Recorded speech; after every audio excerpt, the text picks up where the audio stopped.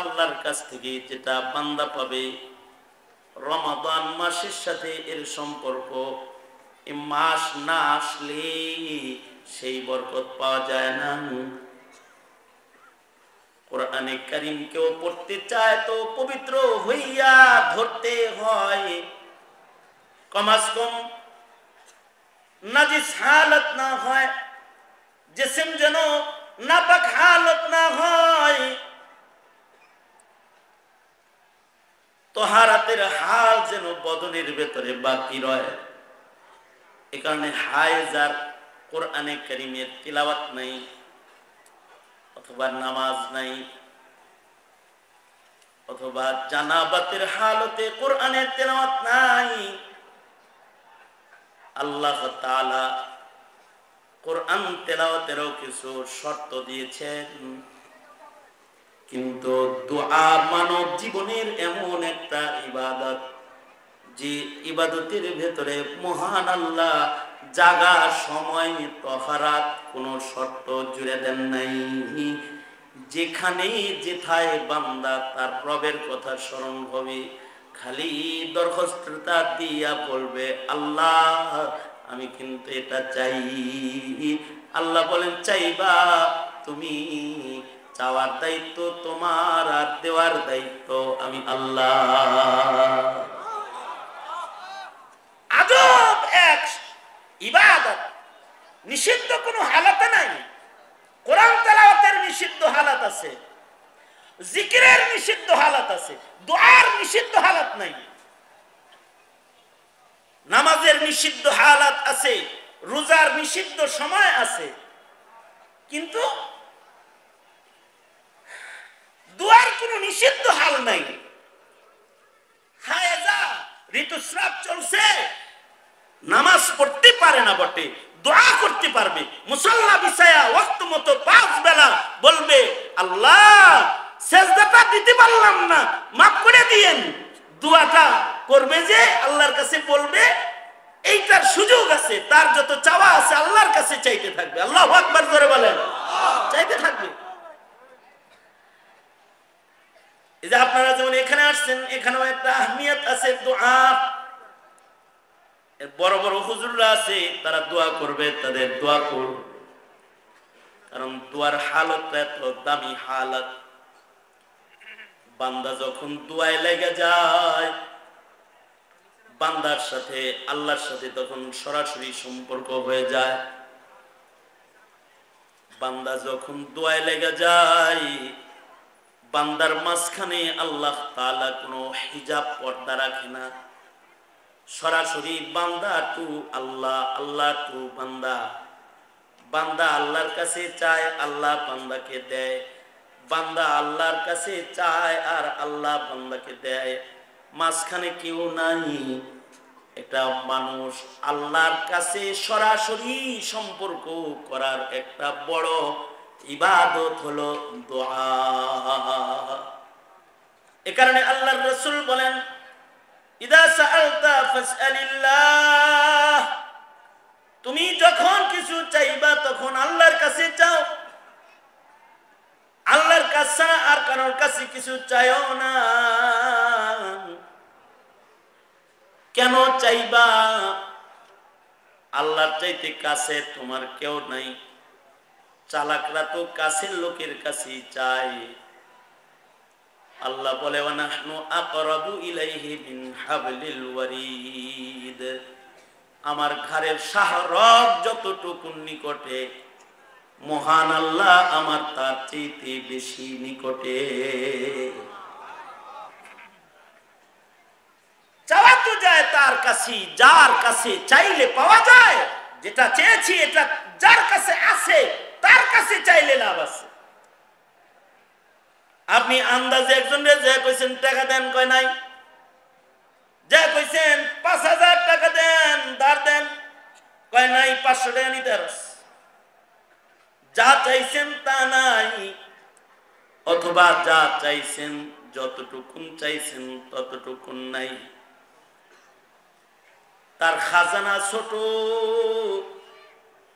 কিন্তু আল্লাহ তাআলার খাজানা এত বড় যে বড় খাজানা বান্দা চায় নিয়া কখনো ফুরাইতে পারবে না। আল্লাহর খাজানা এত বড়। ইমাম গাজ্জালী বলেন, সারা দুনিয়ার সকল ইনস জিন একসাথে যদি আল্লাহর কাছে কিছু চায়, আর মহান আল্লাহ যদি সবার দরখাস্ত একসাথে পূরণ করে, যদি এট আ টাইম একসাথে সবার দরখাস্ত পুরা করে দিয়ালা, সাগর থেকে সুই দিয়ে পানি উঠাইলে সাগরের পানির যেমন কোনো পরিবর্তন নাই। সব বান্দারে সব দেওয়ার পরেও, সব মাখলুকের সব দরখাস্ত পূরণ করার পরেও মহান আল্লাহর খাজানার কোনো পরিবর্তন নাই। সুতরাং ইদা সাআলতা ফাসআলিল্লাহ, কারণ মানুষের কাছে চায় লাভ নাই, কোন দেশের কাছে চায় লাভ নাই। এ কারণে ভারতের দিকে তাকায় থাইকা লাভ হয় নাই, শক্তিশালী পরাশক্তির দিকে তাকায় থাইকাও লাভ হয় নাই, কারণ তার কাছে তো সব নাই, তার কাছে সব নাই। সব আছে একজনের কাছে, তিনি কে? জোরে আওয়াজ করে বলেন। সব আছে তার কাছে, আল্লাহর কাছে সব আছে, মানুষের কাছে সব নাই। যার কাছে সব আছে তার কাছে চাইলে লাভ আছে। মানুষ হলো অক্ষম, আর সক্ষম একজন। জোরে বলেন, তিনি কে? সব মানুষ অক্ষম, একজন শুধুমাত্র সক্ষম। সব মানুষের ভেতরে অক্ষমতা আছে, আমার ভেতরে অক্ষমতা আছে, আপনার ভেতরে অক্ষমতা আছে। আপনি আমি কেউ সক্ষম না, আমরা সবাই অক্ষম গ্রুপ লিমিটেড, সব অক্ষম। এই অক্ষমের ভিতরে সবাই পড়ছে, সবাই অক্ষম। সকল মানুষ অক্ষম, সকল মাখলুক অক্ষম। সক্ষম একমাত্র একজন, ঈমান প্রকাশে জোরে বলেন, তিনি কে? আল্লাহ। তার মানে হাসিনা সক্ষম না অক্ষম? খালেদা জিয়া সক্ষম না অক্ষম? ডক্টর ইউনূস সক্ষম না অক্ষম? আমেরিকার প্রেসিডেন্ট অক্ষম না সক্ষম? রাশিয়ার প্রেসিডেন্ট অক্ষম না সক্ষম? দুনিয়ার যত পরাশক্তি আছে, দাদু মোদি সক্ষম না অক্ষম? অক্ষম। সক্ষম একজন, তিনি আল্লাহ। শেখ হাসিনা যদি সক্ষম হইতো তাইলে দুপুরের খাবারটা কমাস কম খেয়ে দিতে পারত। এত শখ করে এত কিছু পাকালো, অক্ষমতার তীব্রতায় সব রেখে পালিয়ে চলে গেল। দেয়াল ভেঙে ছাত্ররা ঢুকে সব খেলো, শুধু খাইয়ে হিসাব দেয় না, হের বিছনায় যে শুইয়া লাইট দিছে, তাও যেন তেন শোয়া শোয় নাই। দুনিয়াতে খাটের উপরে জুতা সহ শোয়ার চিত্র অনলাইনে পাবেন কম, কিন্তু যদি গণভবনের চিত্রের দিকে তাকান তো দেখবেন বালকরা, ছোট ছোট যুবক যুবতীরা পর্যন্ত জুতা পইরা যায় হাসিনার বেডে যায় শুইছে। অক্ষমতা এত যে নিজের ইচ্ছা বাস্তবায়নের ক্ষমতা নাই। যদি সক্ষম হতো তাহলে গণভবনে বসে থাকতে পারত, বেরোয় পালায়া যাওয়া লাগতো না।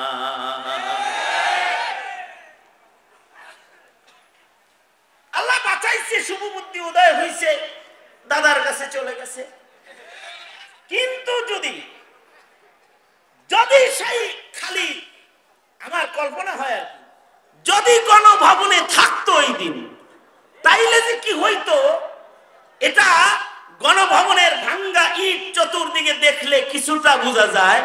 ছেলেরা যেমন গণভবনের ডবল গাঁথুনির ইট খুলে ফেলেছে, কাছে পেলে চামড়া খুলে নিত হাসিনা।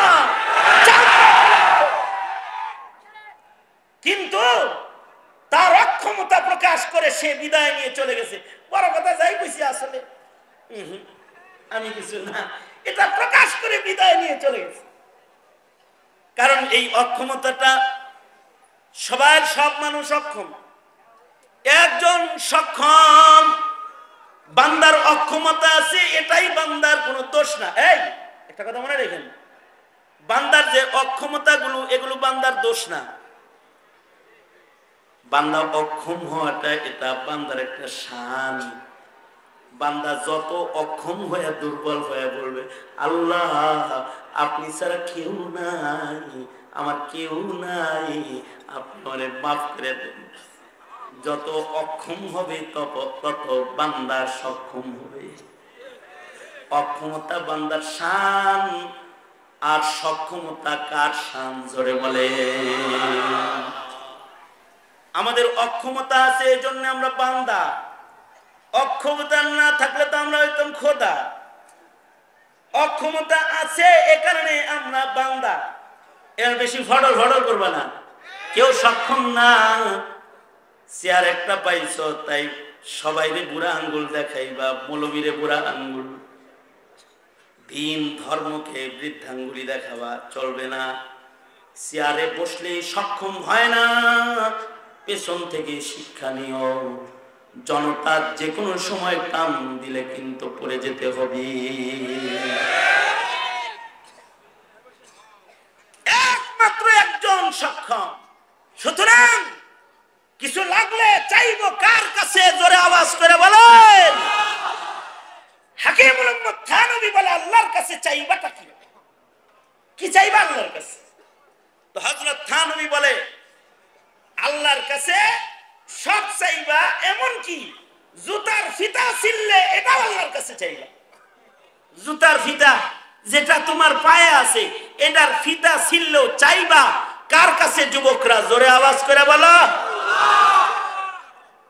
কঠিন কিছু মনে করো যে বউ লাগবো, বিয়ে করবা, কার কাছে কইবা?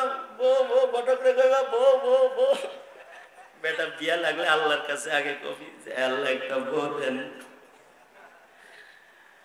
টাকা লাগবে, টাকা রিজিক লাগবে, আল্লাহকে বলবা ওগো আল্লাহ রিজিক দেন। বিয়া করছো, এবার একটা ছেলে মেয়ে লাগে, মাজারে যায় কইবা যে একটা দেন, খাজা বাবা একটা দেন, এটা বলবা না। না, ছেলে দেনেওয়ালা মেয়ে দেনেওয়ালা কে? আরো জোরে আওয়াজ করে বলুন, ছেলে মেয়ে দেয় কে? আল্লাহ যদি কাউরে ছেলে মেয়ে দেয় তাহলে বিয়াও লাগে না। এই যুগের বিয়ে ছাড়াটা না, এটা না। এই যুগে বিয়ে ছাড়া হয় হলো জেনা কইরা, নষ্টি ফষ্টি কইরা, ব্যভিচার কইরা। তবে আল্লাহ তাআলা যদি চায় যে কোন পুরুষের স্পর্শ নারীর পরে পড়বে না, তাও তারে বাচ্চা দিন। আল্লাহ দিয়ালা হযরত মরিয়মকে বাচ্চা দিছি। হযরত মরিয়ম বলে, কেমনে যে বাচ্চা হইব? কোন পুরুষ আমায় স্পর্শ করে নাই। হযরত জিবরাইল বলে, আরে স্পর্শ লাগবে কেন? মহান মাওলা দিবে, তাই তোমার সন্তান হবে। হযরত জাকারিয়া, বয়োবৃদ্ধ জাকারিয়া, যৌবন নাই, বউ একটা হইলো বান্দা, তারপরে আল্লাহরে কয়, আল্লাহ এটা সন্তান দেন। আল্লাহ তাআলা সন্তান তো দিলেন, মেনশন করে দিলেন, নবী দিলাম, নাম শ্রদ্ধা রাখা দিলাম, ছেলে বাচ্চা দিলাম। ইন্নী নুবাশশিরুকা বিগুলাম ইসমুহু ইয়াহইয়া, মেনশন করে দিয়ে দিলেন। তার মানে আল্লাহ তাআলা যদি দেয়, মাঝখানে যৌবনও লাগে না। এমনি তুমি বিয়া করছো দেখা তোমারে বয়ে বাচ্চা দেব, তাও না। বিয়া করলেই আব্বা হন যায় না, অথবা বাবার কাছে যায় চাইলেই সন্তান পাওয়া যায় না। বলুন তো, সন্তান দেবে বলা কে? জুতা কি ক্ষমতার স্বাদ লাগে? মাঝে মধ্যে এমপি মন্ত্রী হইতে মনে চায় তোমার? ঠিক আছে, এরকম পূর্বের যুগের অলি বুজুর্গদের হয়েছে এরকম। তোমার যদি এটাও দরকার হয় তাও এটা আল্লাহর কাছে চাও, কারণ জনগণ ক্ষমতার উৎস না। জনতা তোমাকে ভোট দিয়ে ক্ষমতায় নিতে পারবে না। আল্লাহ দিলে অটো চলে আসবে, অটো অটো অটো অটো চলে আসবে। আল্লাহ যখন দেয়, সাগরে জন্ম দিয়া অনাথ ফকির বানায়া তারপরেও দিয়ে দেয়। সাদ্দাতরে দিয়েছিল। আল্লাহ যদি দেয়, মিসকিনকেও দিয়ে দেয়। আর আল্লাহ যদি কেড়ে নেন, তখন নমরুদ ফেরাউন শক্তিশালী হওয়ার পরেও তার কাছ থেকে ছিনিয়ে নেন, কেড়ে নেন। তার মানে হলো এই ক্ষমতা, এই রাজত্বের একক ছত্র মালিকানা কার? জোরে আওয়াজ করে বলেন কার? আল্লাহ। এটা চাই, চাই তোমার যদি দিলে আসে তাহলে চাও আল্লাহর কাছে, আল্লাহ দেন। হযরত সুলাইমান চেয়ে নিয়েছেন, রব্বি হাবলি মুলকান লা ইয়ানবাগি লিআহাদিন মিন বাদি। অসুবিধা কি? তোমার যদি লাগে চাও, আল্লাহর কাছে চাও। জনতার দুয়ারে যে ঘুরলা, সারা জনম মানুষের কাছে যতটি ভোট চাইছিস বেটা, অতবার যদি আল্লাহরে ডাক দিয়ে কইছি জান্নাত চাই, তুই খোদায় জান্নাত প্যাকেট করে তোর দিয়েই দিত। আমার এলাকায় এক লোক আছে 36 বছর 37 বছর যাবৎ নির্বাচন করে, এখনো পাস করে নাই। এই বেচারা ফোন করেছে যে পাস করি আর না করি চাইতে থাকুন, তো হে দাঁড়ায় যা, কিন্তু ফেল করে।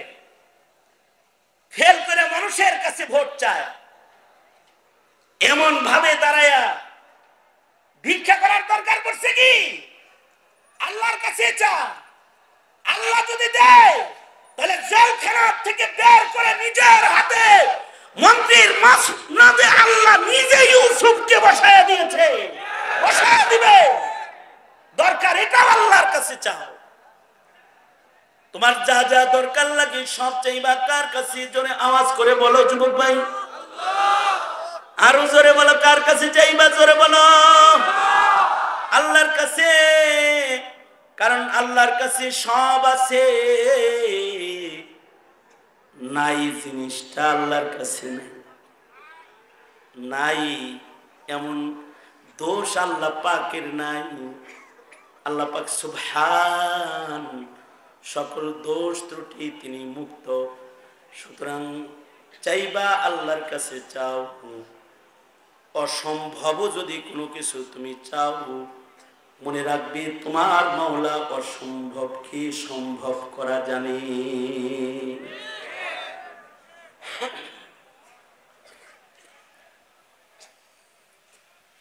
এক সাহাবী যুদ্ধে যাইতেছে, গাধার পিঠে সওয়ার হয়ে যুদ্ধে যাইতেছে। রাস্তায় যে দ্রুত পথ চলতে গিয়ে গাধার পা গর্তের ভিতরে পড়ে, গাধা পড়ে গেছে। পড়ে গেছে তো পড়ছে, তো পড়ছে, গাধা মরছে, পড়ে গাধা মরেও গেছে। সব তো যুদ্ধে চলছে। এই মরা গাধায় সওয়ার যে ছিল সে তো যেতে পারতেছে না। সে এবার গাধা রাইখা শোনেও না।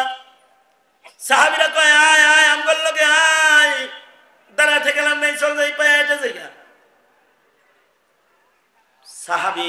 সাহাবী তার ইয়াকিন তো আলাদা দরজার, সাহাবীদের ঈমান আলাদা দরজার। সব চলে গেছে, কিন্তু সাহাবী এটা মরা গাধার পাশ থেকে সরে না। হাত তুলে বলে, ওগো আল্লাহ, আমি জানি তুমি জিন্দাকে মারনে ওয়ালা, তুমি মরাকে জিন্দা করনে ওয়ালা, তুমি ইউহয়ী ওয়া ইউমীত শানওয়ালা মালিক আল্লাহ। ওগো আল্লাহ, আমার গাধাটাকে রাস্তার মাঝখানে তুমি মৃত্যু দিয়ে দিলা। ঘোড়ার পিঠে সওয়ার হয়ে আইছি, যুদ্ধে যাবো বলে আমি শহীদ হব অথবা আমি গাজী হব। ওগো আল্লাহ আমি যুদ্ধে যাব, আল্লাহ আমার এই ইবাদতটায় শামিল হওয়ার সাথে তুমি কাদের মুতলক মালিক, তোমার কাছে আমি বান্দার দরখাস্ত, ওগো আল্লাহ তুমি আমার এই মরা গাদাটাকে জীবিত করে দাও। রিওয়ায়াতে এসেছে সাহাবিয়ার দিক দিয়ে দোয়া করেছে, আর সাথে সাথে মরা গাধা জেতা হয়ে দাঁড়ায় গেছে। কাদেরে কুদরত তুদারি, কাদেরে কুদরত তুদারি হরচ খাহি আকুনি, কাদেরে কুদরত তুদারি হরচ খাহি আকুনি, মুর্দারা তু জান বখশি জিন্দারা ভি জাকুনি, মুর্দারা তু জান বখশি জিন্দারা ভি জাকুনি। এটা আল্লাহ পাকের শান। আল্লাহ মরারে জীবিত করে, জীবিত রে মারে, এটা আল্লাহর শান। আল্লাহ পাক মৃত গাধাকে জীবিত করে দিয়েছেন। তোমার কি কি দরকার? হায়াত দরকার। আল্লাহ তাআলা হায়াত বানানে ওয়ালা, বন্টন করনে ওয়ালা, তার কাছে হায়াত চাও। তোমার জিন্দগির যা লাগবে মানুষের কাছে হাত পাইতো না, এটা আল্লাহ তাআলা পছন্দ করে না। আল ইয়াদুল উলিয়া খায়রুম মিন ইয়াদিস সুফলা, আল্লাহ পাকের কাছে হাত, উপরের হাত পছন্দ, নিচের হাত পছন্দ না। ইযা সাআলতা ফাসআলিল্লাহ। এ কারণে আল্লাহর রাসূলের আজব সিরাতি জিন্দেগি, নবীজির 63 বছরের হায়াতে আল্লাহর রাসূল মানুষের কাছে হাত পেতেছেন, এর কোনো দৃষ্টান্ত নাই। নবীর নিজের জন্য হাত পাচ্ছেন, সুয়াল করেছেন, ভিক্ষা। শরীয়তে ইসলাম এটাকে সমর্থন করে না। হ্যাঁ, অপারক্ত ভিক্ষা করতে পারে, জায়েজ আছে, কিন্তু ইসলাম নিষেধ করেছে। কারণ আল্লাহ চায় বান্দার যা লাগবে সব আল্লাহর কাছে চায়, নেক আল্লাহর কাছে চাক, বান্দার কাছে চাক, এটা আল্লাহ তাআলা পছন্দ করে।